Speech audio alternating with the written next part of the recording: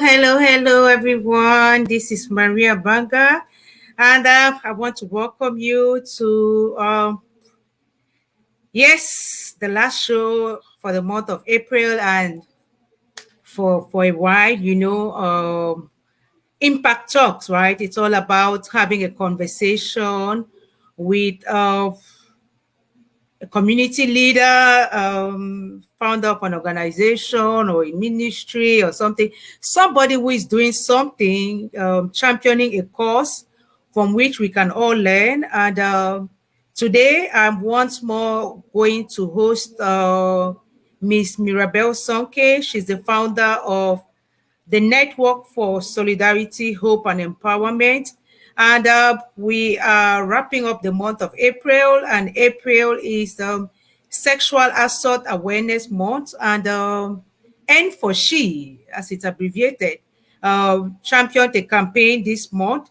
And so we are going to review this campaign. She's going to review the campaign with us, and then we are going to look at other issues that surround this specific and very delicate subject. So while waiting for my guest to join us, I wanted to share some things with you all, but for some reason, maybe I'm nervous, I don't know what, but I can't find where I saved them. So I hope she can come to salvage me before I freak out. But anyway, so Sexual Assault Awareness Month is an annual campaign to raise public awareness about sexual assault and educate communities and individuals on how to prevent sexual violence. It is observed in April each year during the month of April. Yes, during the month of April, state, territory, tribal, and community-based organizations, rape crisis centers, government agencies and businesses, campuses, and individuals plan events and activities to highlight sexual violence as a public health and human rights and social justice issue. So her organization really took this to heart, and we've been doing stuff together. I'm actually a volunteer of the organization. I was even on the field this morning for one of the cases. So I think we are going to talk about that too. And I'm very happy she has just joined us. She's going to introduce herself somehow, because, well, some new people may be watching who don't know who she is, but to me, she's my Grande Soeur, my big sister, so I'm excited to have her. And Grande Soeur, you've come to salvage me because I was getting so without further ado, this is my big sister. Start. Oh my God, look at how you're shining. Thank you for the compliment. So where do we start? Well, where do you want to start? Yeah. Just say something about you, about the N for She and the campaign, and then we just roll. Okay. Mirabelle Sonkey, popularly known as Belle Sonkey, the promoter and founder of the Network for Solidarity, Hope and Empowerment. This is an organization that is based back in Cameroon, but we carry out activities in so many places across the globe. We've been to to Mauritania, and so many other places. Sexual violence, as I say, it's unacceptable in any community. Sometimes we look at it and we think that it only happens at the neighbor's house. Wait until it comes to your doorsteps. Nobody is free from sexual violence, because the child that didn't come to play with your daughter or your son who was sexually assaulted is your business, because your child will not have a playmate.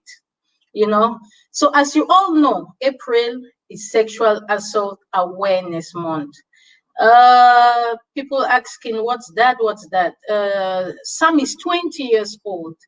I got in touch with this campaign in 2006 while visiting the US. That's when I realized that it was on their 5th anniversary.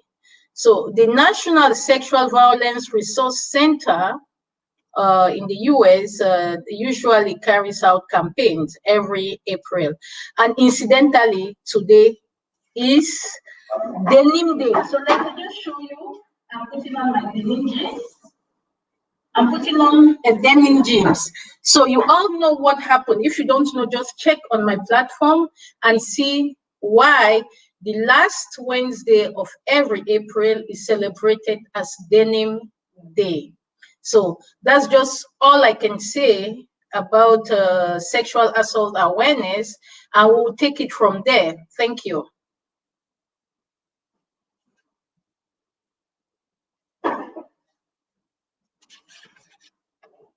Can you hear me?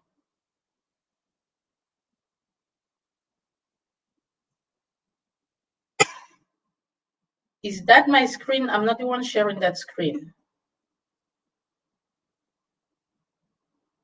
Okay, I'm not sure if I was the one sharing my screen. So I'm that sorry. was. I took myself off the screen. Oh, no, but at a certain point, I don't know whether I was sharing my screen or something like that, or you shared. I was trying. Can you hear me now? Okay. Yeah, yeah. Okay. Well, you know, sometimes I said in the beginning I was a bit nervous, so that's that. So yeah, you introduced properly, and I'm grateful. And man, you've been in this thing for a while, because this is the 20th anniversary, right? Yes. So it And means this that is you the knew 15th about it. that I knew 25th, about it. sorry. Yeah, so you knew about it. 20th year, but I knew about it in 2016.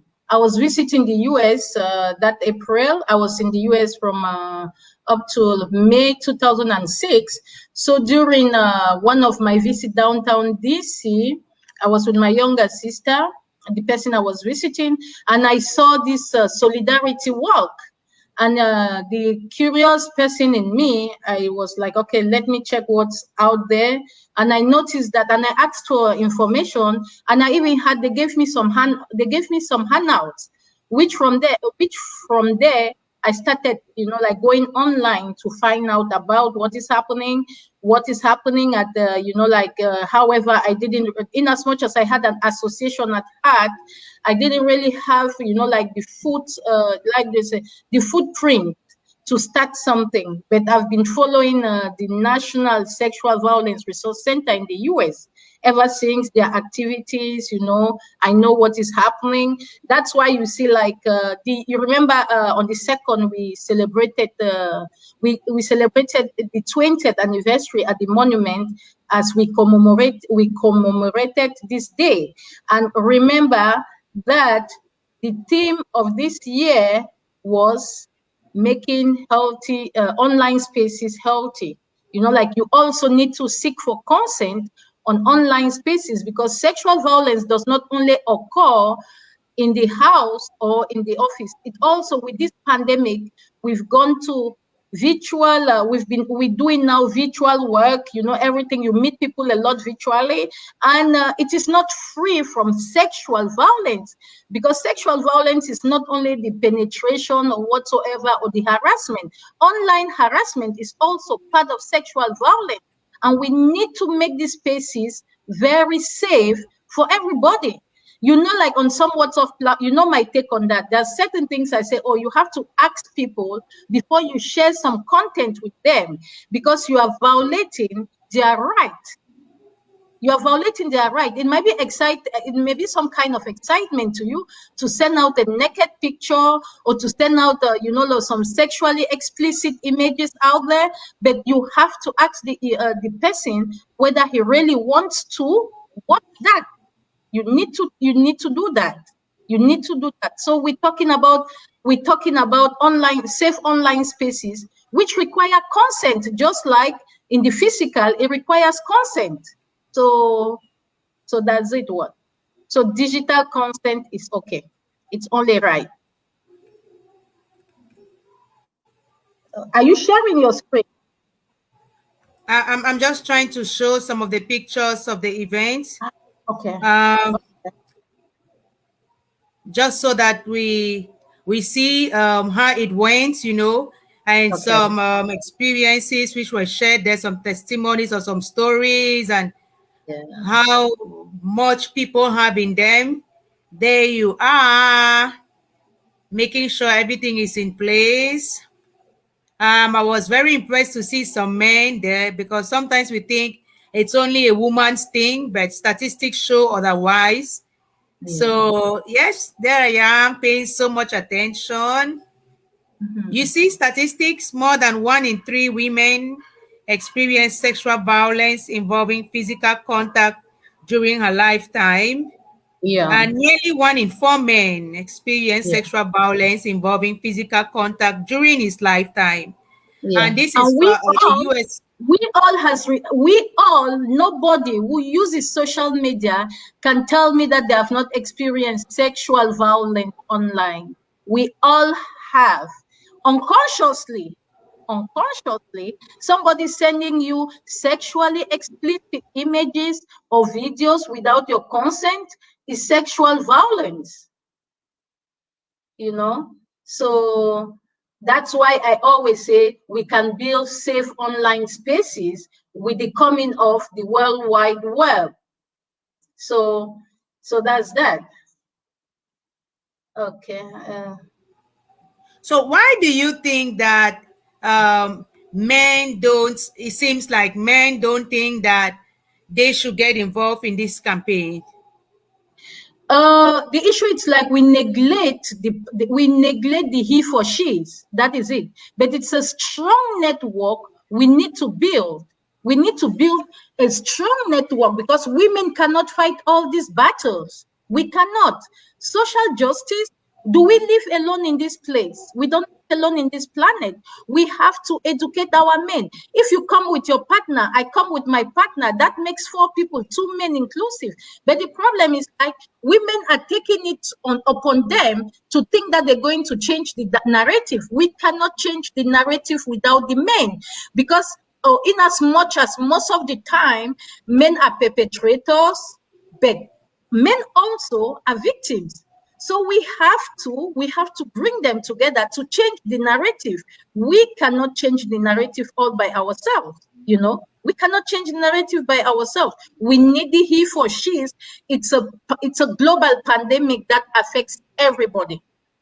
Sexual violence is a pandemic that affects everybody, be you a man or a woman. So for me, it's like I think we are neglecting that part of us that we need to fight. We need men to fight this. We have a couple of them who are fighting. We know them.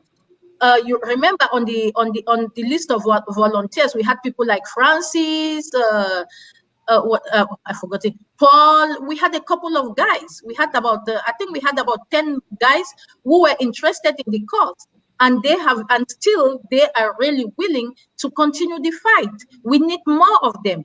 We need more of them. So it's not an issue of women fighting sexual violence. It's an issue. It's a community problem. Are only women living in these communities? We live with men, so we cannot fight this all alone. Men need to join us, and that's an appeal I'm making today, that they could join us. The other ones who joined us in December, we have to ask others to join us again for the next campaign. And why not for the next training? We need more men, because the more men speak, maybe they take them more serious than we women, because they say women nag about everything. So that's what I can say about it. I was thank you for explaining it that way, and for making it look really real, and why we really need them. And it's not even like we need them, but we have to do this together because they're so involved. Yeah, they're so affected. See, I was just before we came online, I saw a page, something funny chef is a South African page, something, and then it was Hello Anonymous or something. So what is Yeah. that one secret that can ruin you, something that has happened in your life? There are like more than 500 and something comments there, so I couldn't read all. But from what I read, if I read 100, 70 of them concern sexual assault or rape or something. Yeah. And I mean, maybe I read like 7 from women and 3 from women talking about assaulting boys. There is Yeah. one woman who said she is the age of a 10th grade mother. Her friend, her best friend, has a Yeah. son who is in 10th grade, and Yeah. she is supposedly in love with that boy. And somebody said, if that boy is in 10th grade, he cannot be more than 15 or 16. So that is statutory rape. And I'm Yeah. like, can you imagine the effect on this young boy? I mean, eh, the theme of this year narrows it. And we in Africa, I think we are still at the level of speaking up, at the level of even understanding what sexual assault is all about. So I'm Sure. thinking like, why don't we speak up? Yeah. Because awareness means speaking up, Yeah. saying it, not to talk of using your story, but even Yeah. just speaking up. You know, people would go to where people speak anonymously, hide my ID, I do. all of that, or just listening to people like us who are already bold enough to carry the banner. But to say people should just come up and speak up like that, nada. I think there's a problem. Like as I was saying, I think we had this conversation sometimes ago. To really stop sexual violence, we really need primary prevention before it even happens. And if we don't educate the people before, like what we're doing now, we avoiding some of these things. Because the more children know, this is primary prevention that we are doing. And this is because when we stand and say you can come and speak up, it means that we calling on victims to speak up. But how do we avoid it? We have to do primary prevention, meaning that we have to educate the masses on to know, because I will tell you, some people don't even know it's wrong. Some Okay. don't even believe that it happened. Some people So we don't have believe to it just happened. normalize the conversation, We start from have there. to normalize that Just throw it conversation. out there. Throw it Like out I there. deliberately came to sit at home to have it so that they can be hearing out there, and I talk to them about it anyway. I talk all the time, but just so that they can get the echoes and stuff, so that anything they can just tell me as soon as it happens, or even when they feel like something is going to happen. Yeah. Because can you Yeah. you remember what I sent to you about this lady who was, rape is also part of sexual violence. She was raped at the age Yeah. of 2, and how she has suffered from multiple personality disorder, and she has like Yeah. 20 personalities now. And you watched it? Yeah. Oh Yeah, I my watched it, goodness, but can not you all. imagine? I didn't watch it all. But like as I said, we have to, like we have to talk about it because it happens in the home, like I'll tell you, just recently, a couple of weeks back, I was back home. I think I told you how my nephew of 3 years embarrassed me. He busted me. He busted me. I was dressing and he told me, Auntie, you don't have to show me your panties. And I had to tell him I was sorry, that I'm sorry. You had to knock the door before entry. You busted me. I didn't show you my pants. And he told me, oh, our madam said people should not be showing people their pants. I said, I'm sorry. Can you close your eyes? He turned around and closed his eyes. And like I laughed because remember, my mom's school is a pilot school, and that's the school where he attends. So the teachers are already ahead of the game. When a child, like sometimes you have to normalize this conversation with the kids about it. He can, like when he's in front of me, even when he's going to shower, he has to tie a towel around him. So this is we're talking about primary prevention. So already the child, a 3-year-old child, knows that the people should not show them their pants and things like that. We need to do the primary prevention instead of making them to speak later on. If you remember, I sent you something today, say the way our civil servants or those in the civil service, we should be taking care of such cases. They think that it only happens to others. Let them sit in their offices, ignore the cases we report to them, but I bet you your child could be the next victim. We saw the orgies. We saw the girls in the orgies and the boys in the sex orgies in school. What do you know? If you don't, you hear a case and you don't want to handle the case. If you don't want to handle the case, I'm sorry. Yes, it's some other person's child. That's why it doesn't concern you. Yeah, but tomorrow is not guaranteed. You might not even live to see what happens to your teenage daughter. You might not live to happen, because nowadays we see women, we see children, we see girls die at 20, 30 with children they left.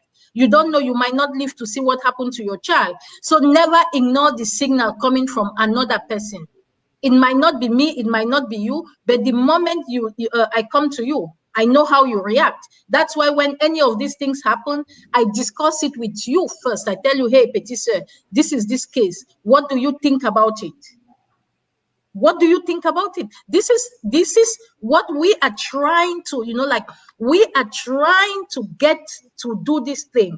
We need a sexual assault response team back home, which includes the social welfare. I hear there's something, but I've tried to find out if there's a structure in place, like a sexual assault response team, which includes social workers, psychologists, doctors, lawyers, and everything. I think we have our own small response team, because when I call you, you stand up, you volunteer for my association, and thanks to you, the association was born. When I say born, it was legally recognized. It's something I've been doing for so many years without the legal recognition. But thanks to your persistence, at least we had it after 4 or 5 months. After 5 months, the registration. Meanwhile, in other countries, you just need 30 days for an association to be registered. So we have a lot of challenges. We need to change a lot of things, not only the way we perceive it, not only the way we perceive it. You sometimes go to the police, parents, and everything. It's just so confusing. It is just so confusing that it puts you at a certain situation. You ask yourself, come on. It's not only in Cameroon, I'm sorry. It's not only in Cameroon. It's a global thing. This is the reason why you have countries like Sierra Leone and Liberia that have made rape a national emergency. Do you know what it means? It means that they take care of the full cycle of rape, from the medical to the legal. That it means to the justice up to prosecution. Well, I don't know the day it will happen in Cameroon. So each time you talk about it, I'm like, okay, well, maybe when we are no more. So let's keep paving the way. We need to mobilize. I know it's so slow. Gael sent a message to one of these PMs, parliamentarians, to member of parliament, that I would want to, be part of, coming up. Let's work on something against sexual violence. It's not only rape. It's not only the act. You have so many things that it constitutes a lot of things. Sexual violence constitutes harassment, like even verbal grouping, like we all ladies. You cannot tell me that you were never grouped. You go to the market, somebody is fidgeting to touch your breast, somebody is holding your bum and things like that. All that, it constitutes sexual violence. These are some of the things we have to stop. I used to slap people in Mokolo. You dare that with me, I give you a good slap. When I was back home. So, but how many of us, because even women like me will say, fait quoi comme ça? Excuse me. You have to ask for consent before you touch me. This is something which we need to talk about. We need to normalize this conversation. We cannot take it for granted. It's so traumatizing. So, I mean, look, it's like, maybe, I don't know, but from my own point of view, I'm on the field. It's like, if CSOs don't do anything, then nothing is being done as far as raising awareness. And I didn't see the government or the ministry or anybody. I don't watch news that much, but I didn't see it look like, for example, when it's HIV or when it's October and stuff, you see all those events. I'm like, isn't this, especially with the crisis, with COVID, everything, we have had cases, you and I, and all that. We've seen cases on social media, but on a national level, I'm like, well, so look, I went to social affairs today and I gave you a minute by minute update of how frustrating it was, to the point where I had to leave and go and sit in a bar and drink a bottle of of booster just Yeah. to, Yeah. because I was like, is this not a case they should just send me with somebody to the field? And it was like, well, so do we just want to be typing rest in peace? Well, that's a complexity about like any social change endeavors. People don't see it. And I will say this because, like it happens. I don't want to say it happens mostly. Well, I can say it happens mostly in underprivileged communities. So already, in Cameroon, for example, to start a case, you need to spend at least 10,000 francs CFA for the medical legal certificate. How many people want to? Yeah. How many people want to?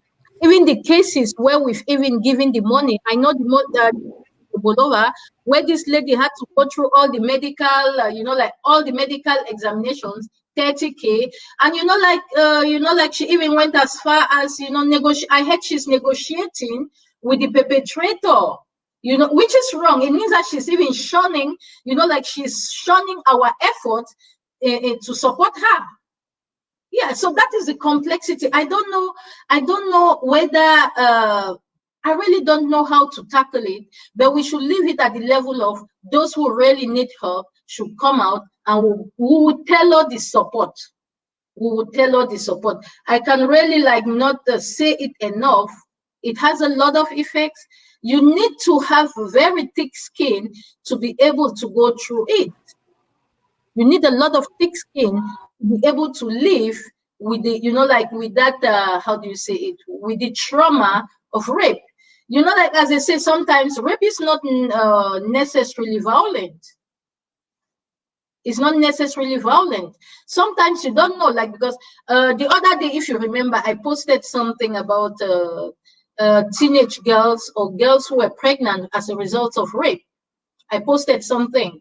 Like when you realize that a man has been having a sexual relationship with a girl who is below 16 years and the girl has a child, that is rape. That is sexual violence. But how do we know it? Some parents even encourage their teenage girls to have affairs with older men. I even heard while doing my investigation the other day on the case in Penja, I heard, I was told that the fourth deputy mayor, the wife, was betrothed to him by the girl's parents because he had raped this girl when she was a baby. And they told him, if you will marry her when she becomes an adult. But can you imagine? Can you imagine living with your rapist? And I even heard that his two legs were amputated as a result of raping people. I don't know. This is some kind of allegation which still needs to be confirmed. So that is the situation. So that's that. Are you with me? I'm back. I'm sorry. Sorry. Yeah. Let's roll. Okay. Okay. I mean, I'm sorry. Network, the battery was low and something happened to the data, so I had to put some more. Anyway, Okay. so we were talking about state doing something because it's awareness, and from what I read, the state has to do something, or it should not be something only for CSOs. And I was asking you what you think about this, because sometimes it's frustrating because we need them. I mean, we are just civil societies. We don't have that power to go and catch somebody and lock him up. And I'm on the field, I spoke to somebody and I said I should go to the police, and they said no, it's social affairs. And then I go to social affairs say, okay, go and file. And when the file comes, we will study the file. We are going to call you. I said, give me a number so I can call to follow up. They said Follow up. no, there's no running number, and they don't want to give their mobile numbers. So they are the ones to call me when they are ready. So Okay. I don't know what to do. Yeah, that is the situation. That is the situation. But I think I want to seize this opportunity to urge CSO working against sexual violence to come together, because the more we are together, the stronger we are. The more we are together, the stronger we are. I understand fully well that some people benefit, they have their fundings whatsoever, but coming together on a platform will, like, it will permit us to be able to come up with a sexual assault response team. You are in Douala, and for she is in Douala. We have an office now in Yaounde, which we are going to open soon. But we cannot do all this alone. We need to create a team, a response team in Bamenda, Bafoussam, Betwa, all the town. We cannot be everywhere. We cannot be everywhere. We can have, we can have a central system, which is, until we come together, we'll not be able to lobby, to lobby. We need to be a team. We need to be a team. What wins is the cause that wins. It's not N4C, not H4AB, it's not this other association that is winning. It's the cause, sexual violence, that is winning. It's the cause that wins. It's not you, it's not me. It's like the results. For example, I always take the case of our little Judy. The guy was sentenced to life, had a life sentence in jail. This is enormous. It means that it just goes to reinforce the fact that there are laws in Cameroon. The problem is just that people don't follow up. The case of the Douala 18, let me call it the Bonaberry 18. I sent you, you met one of the parents.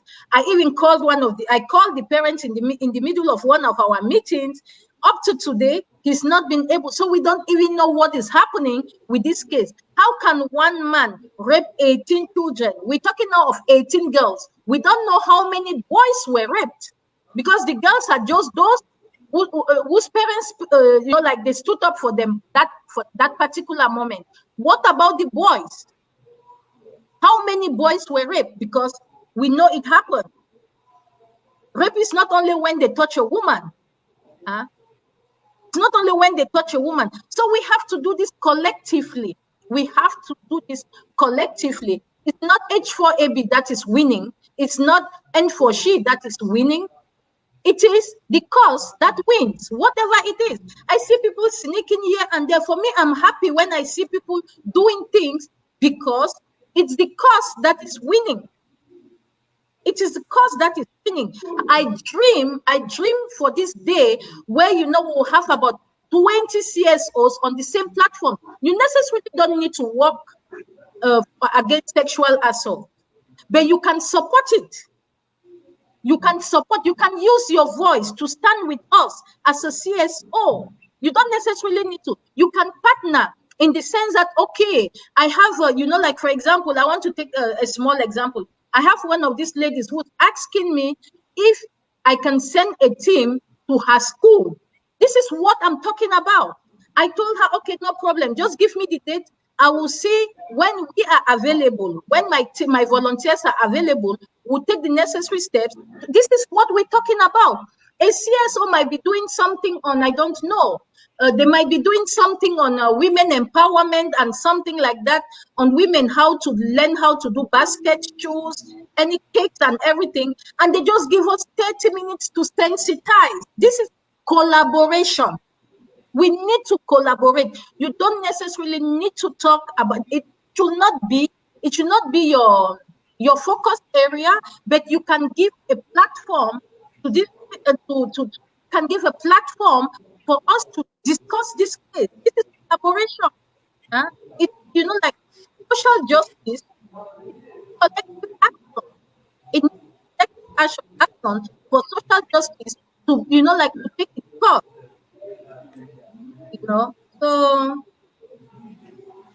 So that the collaboration lobbying is what is needed. Another thing I was thinking about is if we could even have a database, I don't know if I would say national one, or if CSOs who are involved in this could kind of, I don't know what, maybe. Share your data. Share your data without, this is what happens. I'll take for example in Sierra Leone. You have some organizations, they share their data. They tell you, for example, we had 20 cases and blah blah blah blah blah. They've given codes, so you don't even know who is their client. Let me use the word client. You don't even know who's their client. You don't need to know who's their client, but they have all the documentation. They have the medical certificate. They have all this data. We too could share. We have our Judy. Her name is not Judy, isn't it? Her name is not Judy. Fortune, her name was not Fortune. We have different cases. We just need to give them code, and we know that, okay, N4, she has 5 cases of rape. H4AB has 2 cases. This other person has 10 cases, whatsoever. We come up with this thing. We come up with we come up with a register. Like the guy in Ebola, his name should be on a register of like people, he should not pass around kids, because because having a life sentence, what happened is because he had been doing it and people were just ignoring it, and there was substantial proof that he was a common, as they say in French, he was a recidivist. But nobody ever reported him and things like that. People will say it and withdraw and things like that. But as they say, karma caught up with him. So this is a situation. I don't know how we're going to manage it, but we really need to do something. When I think about when we set up TA rape and then what happened in the end, well, I think that we can have the idea and we start, and then the generations after us or the younger CSOs are going to build on that. So I don't want to stay discouraged. And I think that even the two of us, I'm really going to find some time once I'm done with my research studies to kind of just put some of our data together. We've done a lot of work and received a lot of cases. I was even looking at the page, TA Brain page, and all those cases, and I'm like, you need to start mapping all of this, So I think we'll have something from which we can really do some research and produce a paper, so that at least there's something that we have done. What do you think? Yeah, agreed. That's absolutely correct. We need to. That's why if you remember when we were having the end of It Starts From Me campaign, I was saying that in 5 years, we will know that we had changed something. Today we're just talking. Can you believe, when you look at the statistics, we reach over 20,000 people in the 7 cities? Can you believe it? We reach over 20,000 persons unconsciously. Meanwhile, the target was 5,000 people. Incidentally, I think only Douala got to that. Yaounde had more. Tico, Boya had its own share. Bangem, like the schools were responsive. And even then, we went to the Baptist church, Baptist hospital. It was, it was huge. I didn't realize the impact until I sat with the pictures that the volunteers had shared. I looked at the report, which I will share subsequently on the page, which is already finalized. It's enormous. Yeah, it's enormous, and I want to say we did it. It was huge. In as much as we didn't have a lot of resources, but at least, I can proudly say we changing the narrative. We asked for donation, which is essential in pushing this narrative, but we didn't get. But it didn't stop us. The little we had, we received some donations through the GoFundMe page, and the ladies, how do you call them again? The ladies who supported Jewels of Motherland, those who supported and things like that. For me, it's like, if I have to tell you, I was so impressed by the turnout of the volunteers, and I appreciate all these volunteers. I really can't thank them enough. I called you my general, right? Like it was. I'm still emotional when I'm talking about the campaign, the second edition. Yeah, still emotional because it's like I was in Cameroon. I was sick partially. I was sick most of the time because I attended the first week I was around. I did a couple of I did Yaounde, Douala, and I was in Bamenda, so I did just Baminda, yeah, Bangem, yeah, I was in Buya, Bangkok, things like that, Tico, things like that. I did a tour, though, like even though I six, did not. seven. Yeah, Yeah, it was enormous.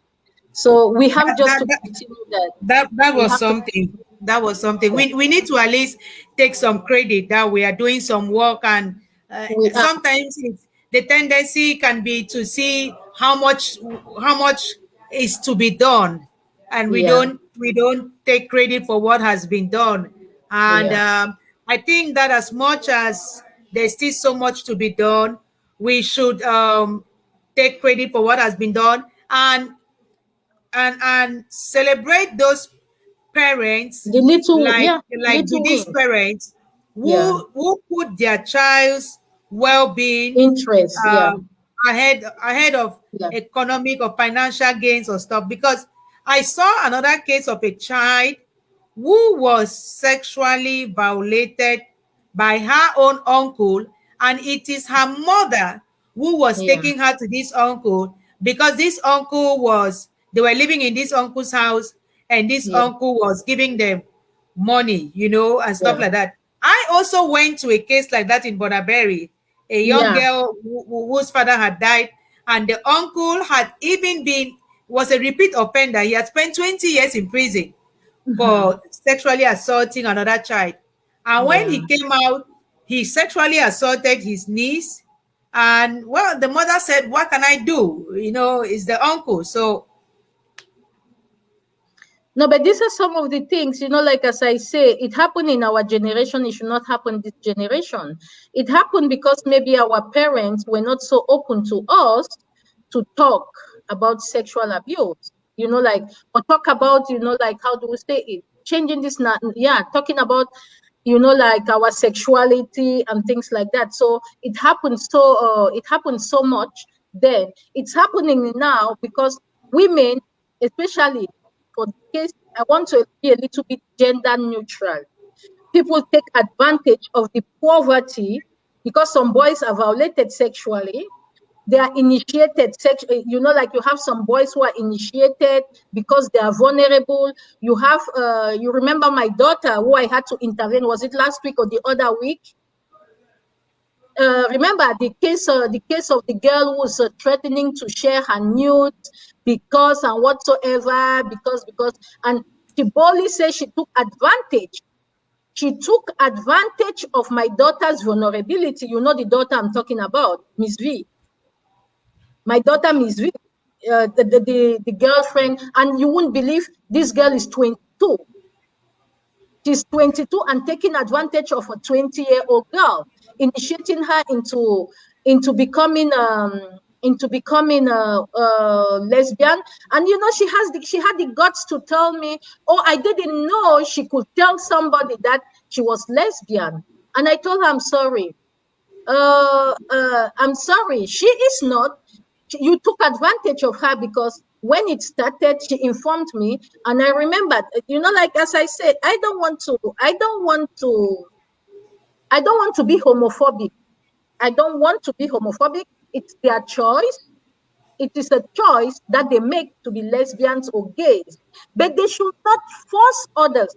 Because not only I asked my girl, I call her my daughter. I asked my girl to block this woman, and I asked this her friend to block her. She has the gut to get back to me and tell me I miss her, and I'm like, I'm sure you see. I'm sure you sick. You are violating her. And she told me, "Oh, I used to share my pocket money with her." Yes, you used to share your pocket money because you knew she was vulnerable. She is not that way. She is not that way. You took advantage of her vulnerability, which is an abuse. which is an abuse. It's just like bosses who take advantage of their female colleagues and sexually harass them and do indecent proposal. Oh, you be my girlfriend, or you have it once with me and you have a job, things like that. This is all violent.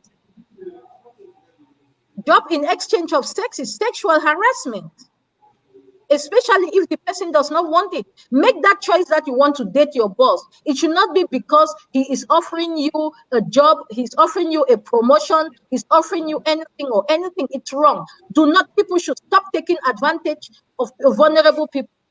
You have a lot of job seekers out there because they think that, they cannot survive without that.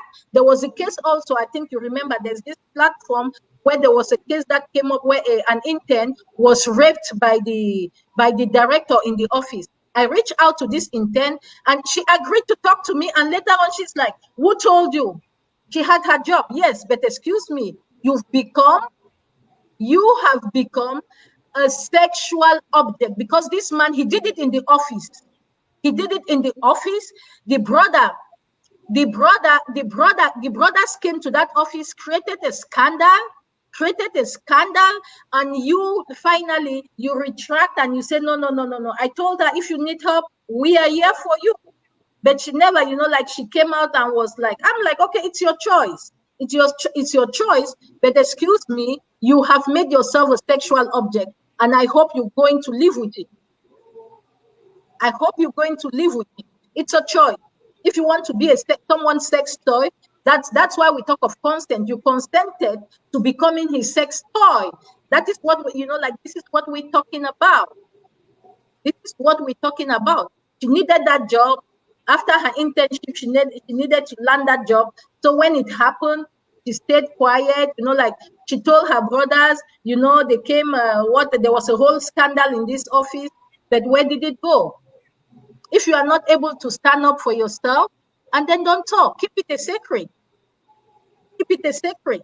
Nobody's going to kill you because, don't be like popcorn, poop, and then after you calm down. No, stand up, speak up, and take action.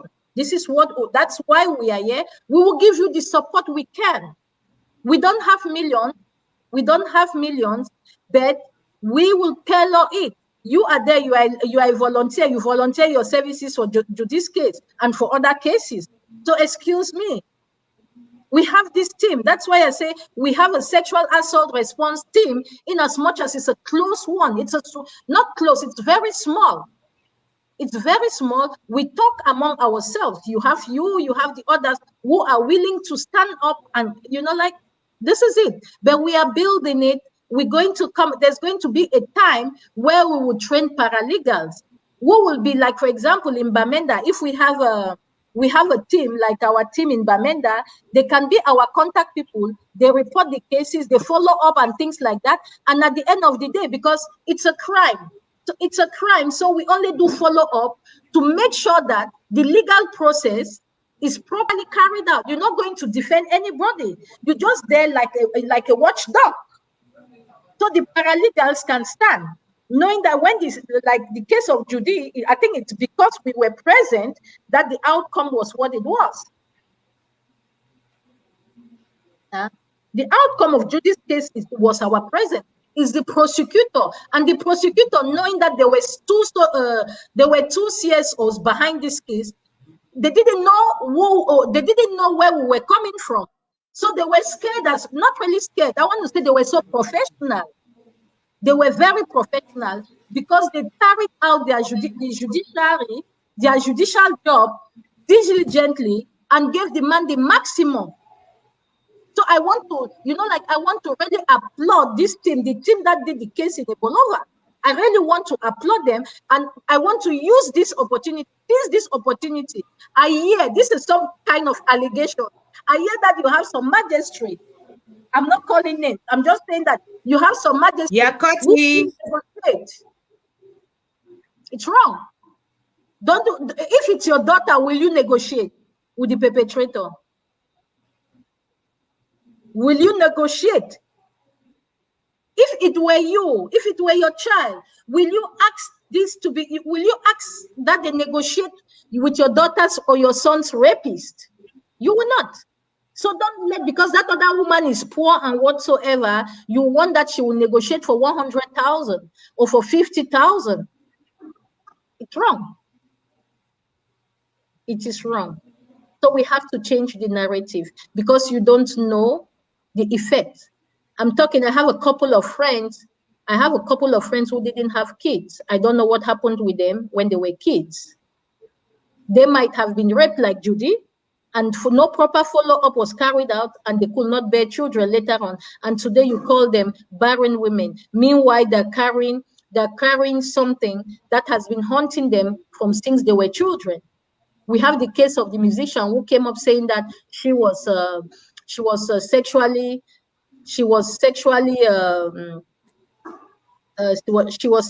assaulted, you know, and people bashed at her. No, it comes up. It's coming up every day. It comes up. Remember the other one of our volunteers who testified.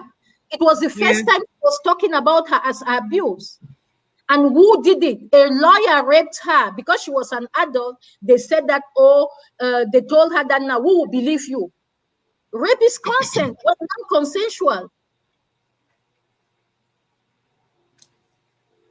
You know? So, I want to, I mean, we've spoken for an hour already, and we are both tired. It's 7 piece, almost 7:45 for me, whatever. But I want to gradually get us towards wrapping up. But I want us to kind of make it clear that this sexual assault is very vast. And as you said in the beginning, almost everybody has something about it, or because it happens everywhere. It can happen to a child, it can happen to an adult, it can happen in church, it can happen at the workplace, it can happen in the market. You know, you're just passing one day, at one point somebody touched my breast and somebody said, oh no, he's a weed smoker, don't even, you know. But that was so offensive to me. It's not because I'm dressed like this. I wasn't even dressed like that on that day, you know. So that's something. And then we have to think about prevention. We have to think about protection. We have to think about recovery, because that one is a whole aspect. There's a lot to do. And so it's not something that we should just say, those ones are talking, or we wait for the next case and we say, well, poor child, poor woman. Because when we behave like that, I think that either perpetrators are not scarified enough. That's why when we have a victory case, like in Judy's case, we have to make noise so that some year, and if they were even having ideas or thoughts, they just stop. And then, well, when people share their story, like you have shared, I have shared, some people have shared, it also gives other people, you know, who have had experiences. I mean, we know people who are as old as 70 who have experiences from childhood. They never shared. Can you imagine that burden and all of that? So it gives them that courage to speak up. And then, well, it also sets them on the path to healing, because recovery is something that can even last a lifetime. And if you don't start talking, I don't think that it can happen. Yeah. That's why, I mean, I really like it when we once in a while, you know, revisit it, not only during the periods like this one, like you once said, but all year round, right? And all year. April is not sufficient. April is not sufficient to talk about sexual violence. We took 1 month in November, December. We started. We launched the campaign on the 25th of November. It lasted up to December 22nd. That was not sufficient, but it's just to create an impact. That at that time we talk. It's something that we have to do 365 days. We have to do it 365 days. We have cases like now. For example, with the Anglophone crisis, we know and we've heard of stories of people who brought in young girls, young boys under their custody, and are sexually abusing them. I just want to urge any person, be you a neighbor, who knows a child or a woman who is being sexually abused by the neighbor to reach out to us. We will tell her the support you need. If it means extracting you from the grip of this perpetrator, we will do. We will crack them down. They are directors. They are chiefs. Like, excuse me, I don't want to understand how a man, excuse me, in as much as I don't want a rapist should be gender neutral, but we know that most perpetrators are men. We know women. You're talking about the old law. We have women who perpetrate rape as well on boys. Boys too are rape. But excuse me, you have boys who live in some households that are sexually abused by the patrons. You, a mother of this house, I don't want to know. I was discussing this with my husband the other day, and he was telling me, I was telling him about the specific case. And he's like, you know what? That woman, maybe everybody in her vicinity knows about it, but as the wife, she doesn't even know. I said, no, it's not true. I don't want to believe that a wife you will be with your husband in the house and he's sexually abusing children around and you don't know about it. There are red flags. There are red flags that, except you want to tell me that you are so immature to understand that, or it's that you don't really care. Let me do it, or you already want to have mates and you're grooming this girl to be your mate. Who knows? Yeah, some of us have accepted polygamy. We have accepted polygamy, so so we just can, the little girl in the house, the maid in the house can become my maid. So what about it? What about it? These are some of the things that are happening. We should be talking about it. We should be talking about it. We cannot relent. We cannot relent. Sexual assault is one of N4She's babies. Like when we hold that close to our heart.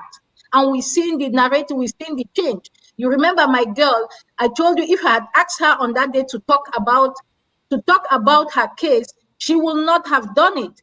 But after hearing 2 testimonies, she got up and she talked about it. One thing I took away from that day was, she said when she told her mom her uncle was abusing her mom never believed her. Her mom never believed her. That's her biological mom. She said, and it's not that her mom was not educated. Her mom is very educated. And the one thing I want to say, her brain was not educated. Those were her words, if you remember. My mom is a very educated woman, but she will not believe that I was raped because her brain is not educated. Does that mean something to you? It means that all the women, all parents should understand that it happens. You have to believe the victims. Never you urge them not to talk. Believe them. You have to be very careful the way you handle it as a parent. Sometimes it's so emotional that you don't want to believe that your brother, your sister is violating your child, that you take it on them. No. Don't panic. Don't panic. Calm down. When they say it, you say, yes, I heard you. Calm down. And just tell them when you are ready to tell me more, let's have that conversation. Because revealing rape, it's so difficult. Revealing rape is so difficult. It might take you forever. It might take you forever. Some of us have thick skin. So, talking about it, you heal over time. You talk about it. You talk about rape. This is a healing process. You're talking about the ill. You're talking about the ill. Maybe that's how you're finding healing. You're healing from this trauma. You're healing from this trauma because you're talking about it. You're doing, it's therapeutic talking about some of these abuses. It's really therapeutic talking about it. That's why today I posted that the course. There's a course that I did online. It's a certification, which is psychology of personal growth, and thank me after. It has made me it has given, like it has given me some, how do I say it? Some strength to handle Yes. life, like the stones. How I say It this. is very liberating too, yeah. People tell me you are so strong. I'm strong, yes, today. Like when I talk about the intimate partner violence, I'm not, when I stand and talk about intimate partner violence, I had a boyfriend where we used to fight. Today I'm educating women not to accept it. If I had a senior sister like me or a mother like myself, I would never have accepted that trash that a man sets his filthy hands on me. I will never ever accept. I will never have ever accepted that. Huh? I will never. So that is why for me, it's something we really need to groom we need to groom our kids. We need to groom our siblings on all these ills. We need to groom, like our communities. We need to tell our community members, it's wrong. It is wrong. I will tell you for free, any girl who has a child below 18 years was a victim of rape. I can conclusively say that. Talk to me and then I will bring out the instances of rape. You have the case where you are in a house watching TV with somebody, your neighbor's house, watching TV. The guy locks the door and things like that, and he does that to you. The next thing you discover is that only one time you were pregnant. Yeah. And you are left being a teenage mom forever. The guy will not even be present in your life. And there you go. Thank God for some parents who accept the kids and they raise the kids. Some of these teenage girls you see roaming the street, parents, you have to be careful. You have to take care of your children because some might have been victims of rape. It's so sad, but we have to normalize this conversation. In the 21st century, what happened in the 20th century should not be happening now. So, yeah, I mean, there has to be. Afu. She made a comment. You want to put that the comment? She talked about the last comment from Afu Zega. Yeah. Yeah. Can we see it? Yeah. Can you see it? Yeah. She says sometimes we are blinded, but other things that we miss the red flags. It's only human. The madam of the house might not know about it. Give her the benefit of doubt until proven otherwise. Agreed. But Zega, I just want to believe very small possibility, very slim, right? But she might not know. But she might not know. What is the atmosphere like? Is it one where even if she did not know, the person feels comfortable, the child or the house help or whosoever feels comfortable and is not afraid of being beaten or chastised if they do go to her? I think that is what you were also saying. Either they know and they ignore, or they don't know but they don't want to know. That is it. Yeah. They live in their five-star life. The man is providing everything for them. So they don't even look, they don't look at, they don't look beyond themselves. They need to look beyond themselves.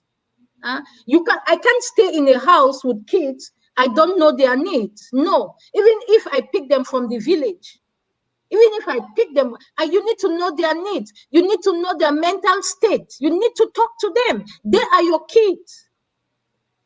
The moment you take a child under your roof, that is why you see me. You remember when I go to Boya, I have my mom in Boya. I have a mom in Boya. I can't be in Cameroon. Sometimes, like the last time I just drove to Boya. I didn't plan on going to Boya. I drove to Boya. This woman shaped me. I am who I am today because Mama only played a role. This woman at the age of 11 would sit by my side at the military hospital when I was sick. She groomed me. She's part of who I am today. I have so many women out there like that. This woman saw that, she took care of my emotional and physical needs. She was there for me. My parents were not in Boya. She was our neighbor. She was my mom. I will spend the whole day at their place. My father will come every weekend. The day my father does not come, I fall sick. This is the woman who will sit by my bedside. She's the one who will call my dad and say, "Dad, your egg is almost breaking." If you take a child under your roof and you cannot take care of that child, I'm sorry. That's why I always say this thing. You don't necessarily need to be a mother to be a mom. You can be a mom without birthing a child. I always say that. You take care of another child, you are a mom. You don't need to carry a child for 9 months to be a mom. You can be a mother and not be a mom. You can be a mom without being a mother. So whatever it is, you have to take care of the needs, the emotional, physical, and financial needs of the children under your roof. This is something that if we are not doing, I don't want to, when I say we, I'm talking of we as parents. Every parent who has a child under their roof and you cannot take care, you neglect their physical, emotional, and financial needs, and then you don't need to stay with them. Send them back to their miserable lives, because the trauma that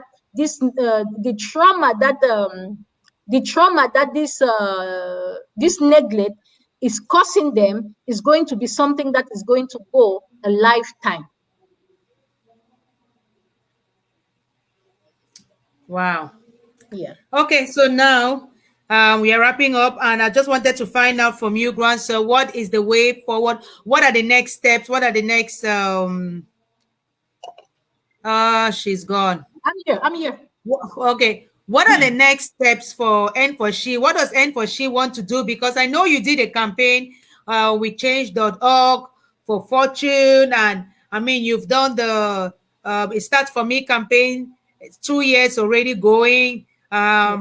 We did TA rape, and you are still championing the pages and everything, and now the SAAM, and I'm like, are you planning on putting all you have done so far to kind of like put it out there in the form of a report or something, and then do like a big conference when COVID will be over? Or I mean, are you just looking for people to join you to do some of this work? The website is there. I don't know. Just tell us. Well, as you said, we're planning on having a conference, a big conference on this sexual violence, and really like coming up with this idea of having a national sexual violence resource center. We are planning, N4She has in mind to open a second, how do I call it? Like a resource center where we will be able to take in some of these victims of sexual abuse, because it's so challenging now, because I understand fully well why some people don't, you cannot be under my roof and I violate you and you want me in jail. That you understand what it means. So that is one of the complexity. So if we have a resource center, we're just waiting for things to really move. We're planning on having a resource center where we can keep some of these victims and they will be taken care of. It is not easy, We ask for donation. Like most social change endeavors, N4She relies on public funding, but it is still a bit very difficult, It is difficult. So, as you know, N4She is being funded solely from, from pocket. The second edition, we had some smaller support, which I want to thank everybody who came in with the dollar and whatsoever to support us. It was a laudable initiative, and the support was enormous to me, because having about 550K, it was okay, in as much as, at least it could print out the T-shirts that we had.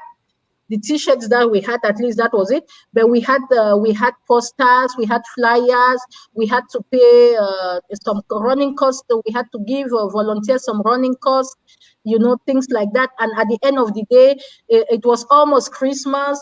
We gave them some small token, at least to buy even a bag of, 5 kgs of rice and Maggi to cook for, on Christmas Day. The reception was taken care of by my mom. My mom took care of the reception. So, this is some of the things we still, we really need to get a conference. We're going to align with SAAM, we're going to align with SAAM.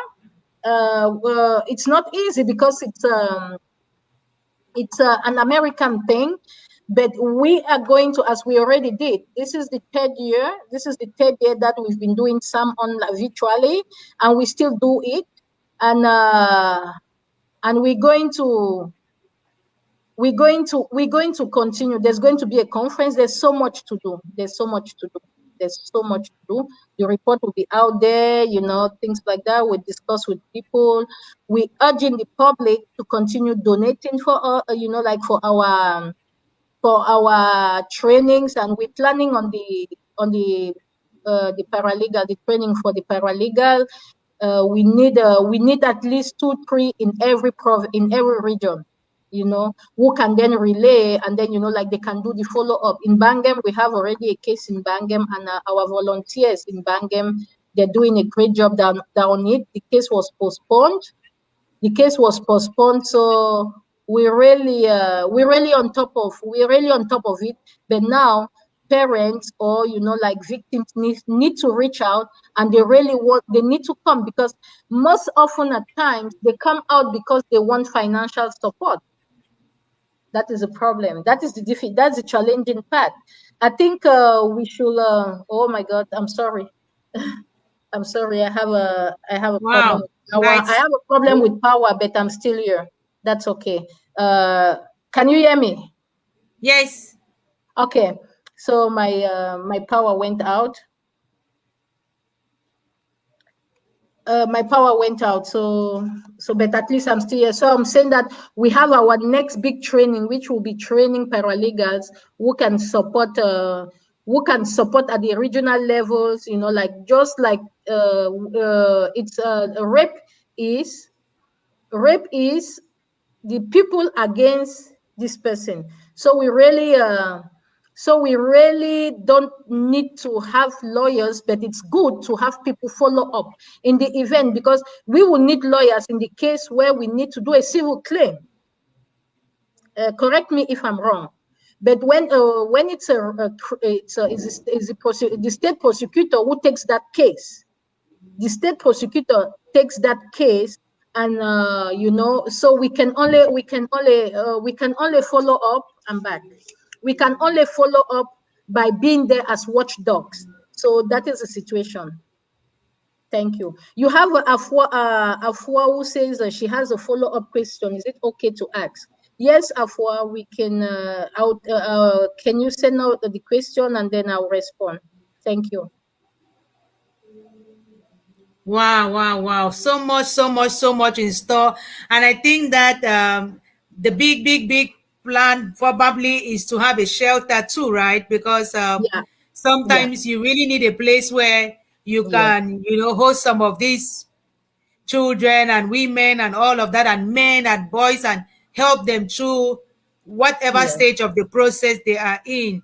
Okay, That's so on that note, the resource yeah. center. The resource center will include the resource center will be a shelter, and like it's going to be a resource center and a shelter. It will include not only how do you say it?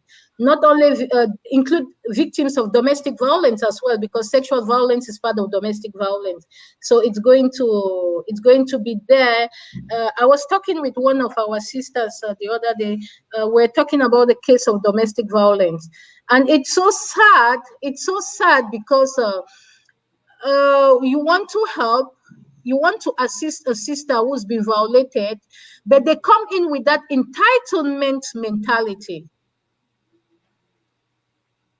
They come in with that entitlement mentality.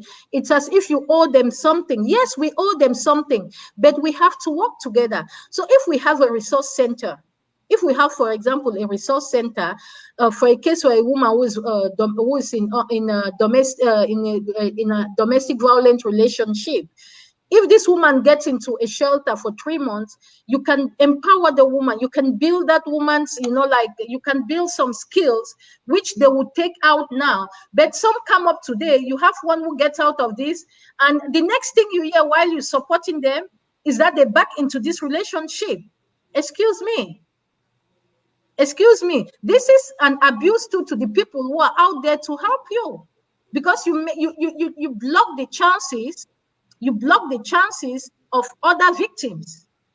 Because we tend now to say, oh, we start using you like, oh, as as an example. Last time, Marie, we tried to support Marie. This is what it came. That is what came out of the support we gave her. So it makes it difficult for another person to even benefit from what we want to do. You know, so.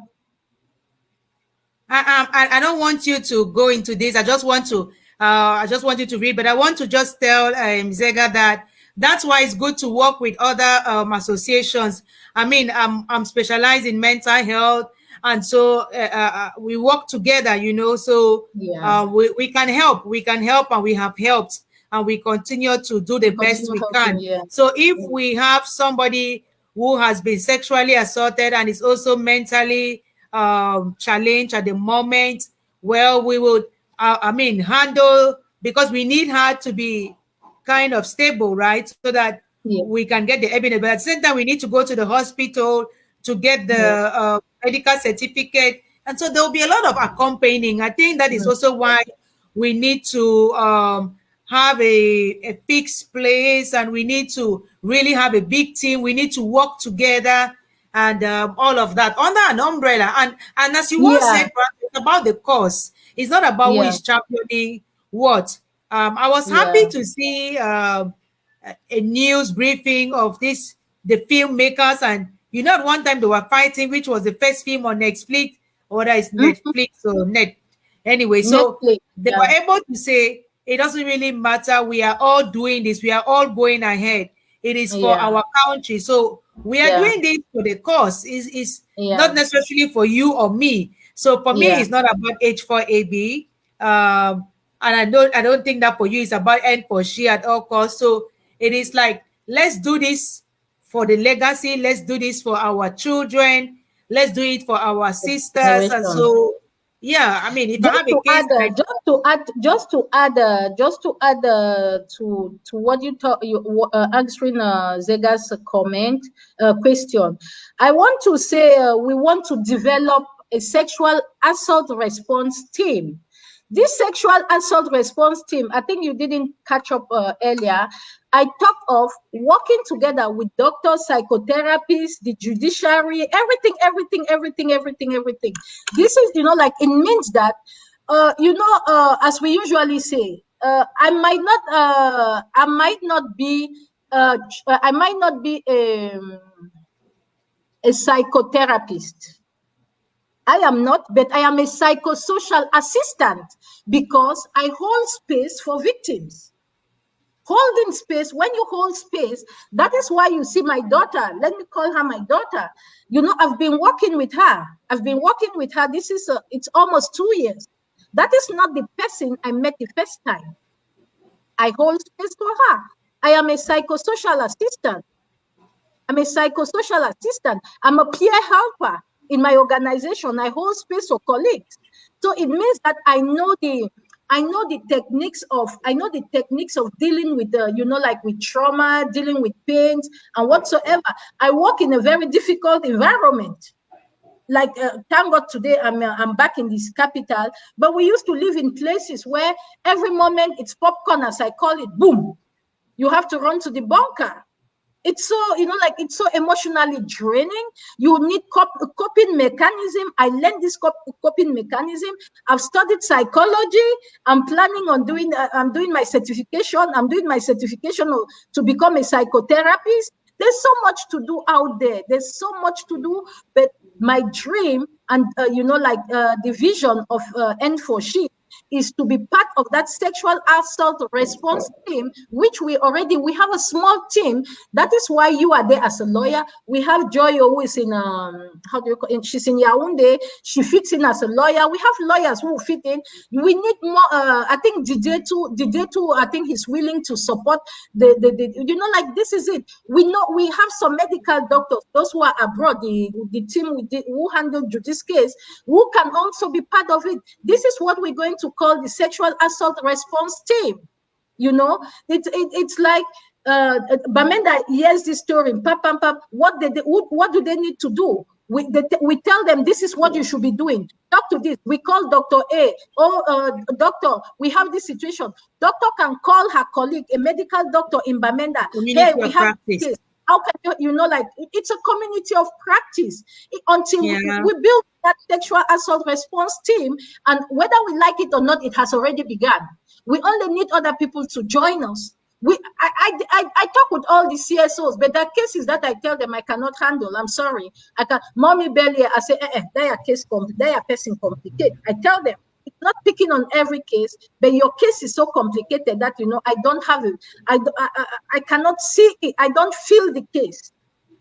I don't feel the case, like as I say, ça doit être palpable. You'll be able to feel the story. The story, in as much as I'm empathetic vis-a-vis every story, sometimes, like you don't align. You don't align because it's there's some kind of, it smells fishy. I don't know whether you've ever had that impression handling some cases. Because for me, it is, and I will tell you, like the last case, the sister in Boya, she reached out to me, and I told her, you will not believe. You tell me you are being violated. Your husband had sexually violated your daughter, impregnated your housemate, and you got pregnant for this same man, and you come today to report. No, you are looking for some financial benefits, because if you had wanted to stand up against all these violations, you will not be in that house. You will not be in that house. This man sexually abused your own daughter. What are you doing in this house? Your daughter has become your mate or what? I'm sorry. So these are some of the things that we'll need to handle. It's if we have to talk about sexual assault. That's why I say the 365-day thing. You cannot finish it in 1 hour. You cannot finish it in 2 hours. You cannot finish it in 3 hours. The only issue is like you just have to keep on talking when the opportunity steps in. We just have to talk about it. Thank you, Grande Soeur. We can talk for hours, but we have to go, and this is it. We wanted to wrap it up this way, and I personally wanted to wrap up H4AB's first quarter activities this way. I am practically alone, so if I'm going away for 1 month, it means H4AB will be closed for 1 month. So thank you so much for accepting to share this with us, and I really wish that people who have watched and will continue to watch will pick up something and join us in any way, even just by sharing, joining us in a campaign, donating, offering some time, some service. There's always something. Yes, so I just want to thank you. And I want to wish you the best. And I'm here, right? I'm a volunteer at the same time. So I continue to be there. Yeah. Thank you, Tega. Thank you, everybody. We really appreciate. Grande Soeur, I've been up since 4 a.m. So, you know me, my bedtime is 9 p.m. So I'm rushing. Okay. Thank you so much for hosting me. Thank you so much for hosting me during this period. And I want to thank all those, because I don't see names. The only name I can see is Zega and Sheila. I know we have a crowd out there. I have a Ben Helen who is watching from Uganda, Emilienne Grace from the UK. She says she stands with you ladies. You have Sheila who's from watching from Canada. That's what I can see for now. But we have a crowd that's watching us. It's, I want to tell every person that sexual violence is our business. It's everybody's business. It's not only you and me. It's a global pandemic, and we can stop it if we talk about it. We have to prevent it from happening. We should prevent it from happening. And in the event where it happens, please take action. The only way to stop that, that perpetrator is bringing the person to books. If it happens, it should not even happen. So we are in the 21st century. I want to thank you again. Thank you all. Thank you to all the viewers, and thank you for all your comments. You can follow us via Facebook, and that's our website, Network of Hope and Empowerment.org. You can donate. We have an account. We have a Momo account. You can donate if you want. Like as I said, donation is essential to pushing the narrative to end sexual violence. We cannot do it without you. So we count on you people today, tomorrow, and after tomorrow. Thank you. Good night. Good night. Oh, wow, wow, wow. I was nervous at the beginning, but all is well that ends well. So, okay, thank you so much, everybody. Good night.